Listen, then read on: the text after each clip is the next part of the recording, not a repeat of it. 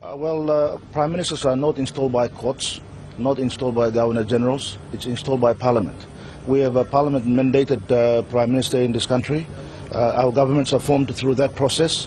Our group has the majority of members of Parliament, 72 in fact out of 109 seats.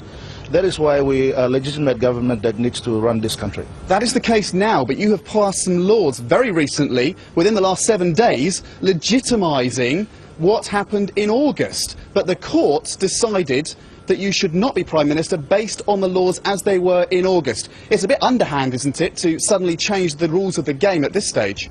Not necessarily, when in fact if the previous government had done what is required of them under the Constitution, which is to, when a sitting Prime Minister goes into medical care, they need to inform Parliament.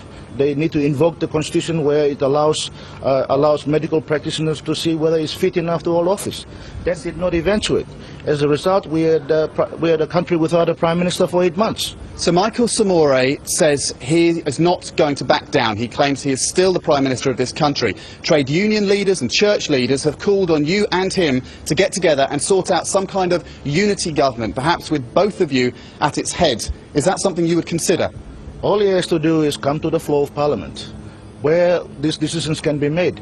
He can't be sitting in hotel rooms thinking that he can be Prime Minister of a country. He thinks if he comes here, you will hold a snap vote dismissing him as Prime Minister, electing yourself. No wonder he's not coming. Well, at the same time, he's not even a Member of Parliament. How can a non-Member of Parliament be the Prime Minister of a country? He claims he is. The court found that he was.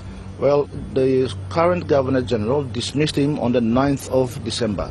Now, that is a fact that he cannot retract.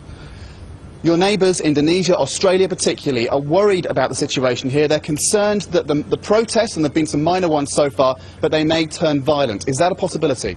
No, Papua New Guineans are mature people, and they've got a great tolerance in this society. They will allow the leaders to sort these issues out, and I strongly believe that there is no reason for concern. And we appeal to the international community, have confidence in Papua New Guinea.